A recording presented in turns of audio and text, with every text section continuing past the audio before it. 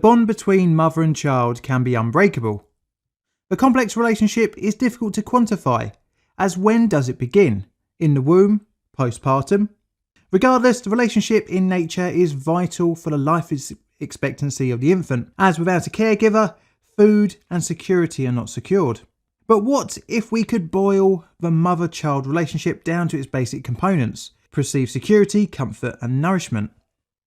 That is what today's topic sought out to explore, the nature of love. Although the experiments did not test the human mother-child bond, it did try it out on one of our closest cousins. I must warn you of the subject matter in this video. Although a fascinating dive into the psychology of motherhood, it does involve despair, sadness and arguably horrific results for the test animals. Taking this into account, I'm going to rate it here 4 on my ethical scale. For reference, 1 is completely fine and 10 being just outright evil. I've given this number due to the experiment not being as detrimental to the monkey's health as, say, the head transplants were. Although in some cases, severe psychological trauma was inflicted on the test subjects. Of course, this video is about the controversial monkey mother studies by Harry Harlow. Welcome to the dark side of science.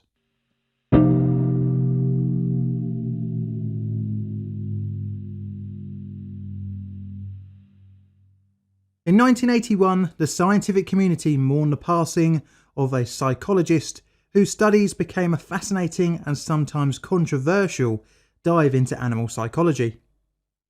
Before we get into the experiments in the late 1950s, our story starts in Fairfield, Iowa in 1905 with the birth of Harry Israel, the third of 4 brothers. In 1924, he began to study psychology at Stanford University, being taught by a couple of notable scientists, one of whom would shape the young psychologist's future career. During his university career, Israel was under the watchful eye of Lewis Terman, developer of the Stanford Binet IQ test. He received his PhD in 1930, and under the advice of his mentor, Harry changed his last name from Israel to Harlow. Harlow started working at the University of Wisconsin-Madison. He had asked for laboratory space, but this was denied. This was due to the university's animal testing laboratory being torn down. Initially wanting to study on rats, Harlow then gained access to Henry Villa's Zoo, where he discovered the primates there would be preferable to rodents for his studies. In 1944, he left the university and worked various different jobs in the scientific community, including being the president of Division of Experimental Psychology at the American Psychological Association and head of Division of Anthropology and Psychology at the National Research Council. He returned to Madison University in 1956 and took the role of director of the primate lab. He was offered an abandoned building on the campus for his studies. This old rundown structure would be the location of his controversial studies into monkeys. During his work using monkeys, he devised several problem-solving and intelligence tests, proving that by mere curiosity alone, the subjects would want to solve a puzzle. His studies would develop into different intelligence tests for a whole range of age groups.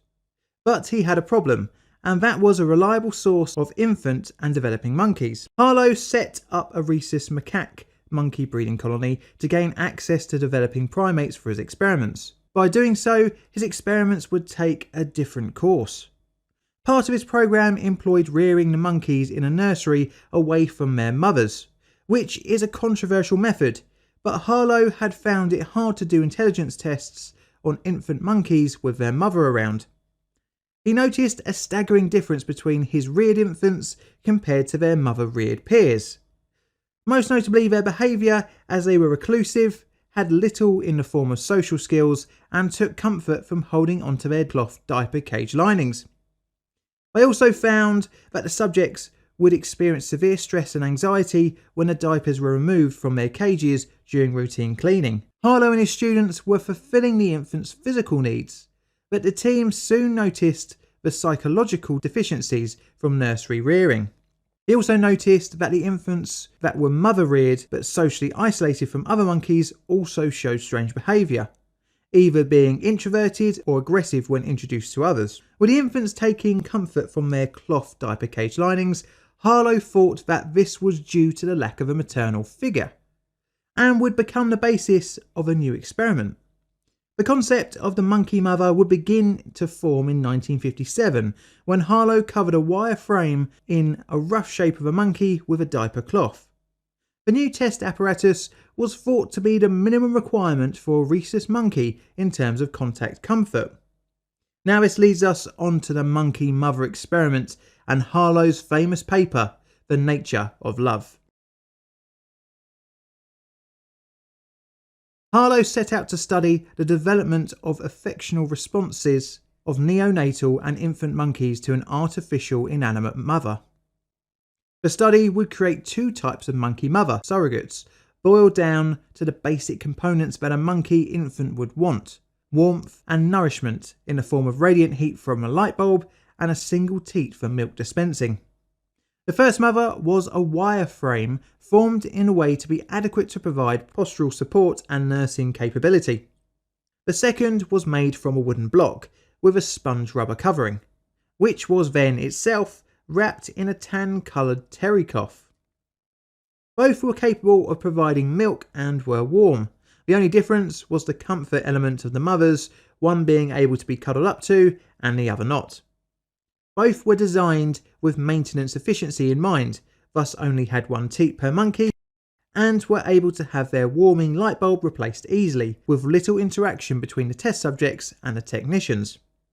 For the initial experiment, both surrogates were placed inside cages of 8 newborn monkeys. 4 had the cloth mother lactate and the wire one not, and the other 4 had the opposite, so the wire mother could lactate and the cloth one could not. Initially, during the first few days of the newborn's life, they were hand-reared until they were able to explore the surrogates for milk. After which, for a few more days, supplementary hand feeding was done until the newborn could fully feed off the surrogate. For the first 14 days of life, the cage floor was warmed and had a cloth lining. On the 15th day, the comfort flooring was removed and the proper experiment began, with the amount of time on each mother recorded. The monkeys were free to go to either mother if they so chose, with the lactating cloth mother unsurprisingly spent most of the time on their surrogate, using her as a source of affection and comfort. What was interesting though was the group that had the lactating wire mother. As the monkeys got older, they spent less and less time on their feeding surrogate and instead went to the cloth mother for comfort. During the experiment, it was seen in the long term that the monkeys with the wire mother that could feed would increasingly spend more time, up to 18 hours a day, on their cloth surrogate, spending on average under 1 hour per day on the one that could give them food. This meant that the infant monkeys were preferring the contact comfort and perceived affection. In all cases, regardless of which one provided the milk, the monkey would prefer the cloth mother for cuddling, proving that at least in the study that the mother-baby bond wasn't just created from nursing, but instead the capability for love, and that it overwhelmed any other variable. Another 8 monkeys were used as controls for the experiment, with each not having a choice of wire or cloth. Instead, 4 having a lactating wire mother, and the other 4 having a lactating cloth mother only. Both control groups were roughly the same weight by the end of the study, meaning the wire monkey was said by Harlow himself biologically adequate but psychologically inept. But there was one difference, and that was in their poo. You see, the control wire only mother group had softer stools, hinting at psychosomatic issues. Harlow now sought out to test the bond between infants and surrogate by introducing the element of fear. In all cases of dual surrogate, the subjects preferred to go to the cloth mother when something scary happened. What was interesting was after a little bit of time to clinging onto their cloth mother, the infants actually became confident enough to confront the scary object. This wouldn't happen if they were clinging to the wire surrogate. Next came the open field test, where each monkey was placed inside a 6 foot by 6 foot room with various items placed within it. Initially, the room had various toys and interesting objects, but no mother. When confronted by the strange and scary environment, the infant would curl up in a ball in a notable amount of distress. When a wire mother was introduced, no change was seen. But when the cloth mother, regardless if it had reared the infant, was introduced, the monkey would go to her for comfort, and after a while would then have the confidence to explore. Even if an obstacle was placed between the monkey and the cloth mother, the infant would make a beeline for her. A control group that had not had any contact with a cloth mother before was used in the open field test, and the monkeys would be paralysed with fear regardless of the presence of a surrogate, but would eventually get some comfort from the cloth mother after several sessions in the test room. The test developed further by placing the cloth mother behind a glass wall with a scary object in between. Again, like before, the infant that had been raised with the surrogates would run to her. Harlow then went to test how long the bond could last between surrogate and infant. Some of the monkeys were removed from their cloth mother after 6 months and placed in a cage of their own. After another 6 months had passed, the monkeys were around their first birthday. They were placed inside the original dual surrogate cage, and the infant would go straight to the cloth mother. The same results were also shown in the open field test, when a monkey would still run to its cloth mother for comfort in a scary and new environment. This meant that the test subjects remembered the comfort that they got from their mother and reverted back to their pre-isolated state. To further test the bond difference between control and surrogate monkey groups, another machine was devised called the flight box. The test rig had a scary object placed in one end behind a removable wall. The monkey would be placed in the middle of the box with 2 passages in front of it, one to a cloth mother and another to a hiding spot out of view from the fear stimulus. The results were rather predictable. When the scary object was revealed, the surrogate raised subjects would seek comfort from their cloth mother, whereas the control monkeys would run and hide down the other passage. Now, the monkey mother experiments helped to prove the link between comfort and security in infants, and how it was preferred over nourishment, which feels today like an obvious statement, but if it wasn't for the experiments like this, then we would still have a slightly harsh view towards child rearing. The studies did have a dark side, and that was the socially and emotionally deprived test subjects, which by modern standards feels wrong. Just looking at the fear in the monkeys' faces makes me sad. As a parent, I can see the sadness similar to a human child, and it makes me want to go, pick up the monkeys, give them a cuddle, and tell them everything is going to be okay. The studies came under severe criticism at the time, and in the eyes of history have not come off well.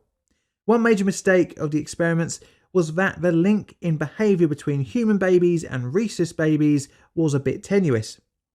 This was because although human infants grab to their primary caregivers, they do not rely on contact comfort as much as a monkey does. You see this in young children that are happy to play on their own and be pushed around in prams, whereas monkey babies are transported by clinging onto their mothers, relying more heavily on contact for survival.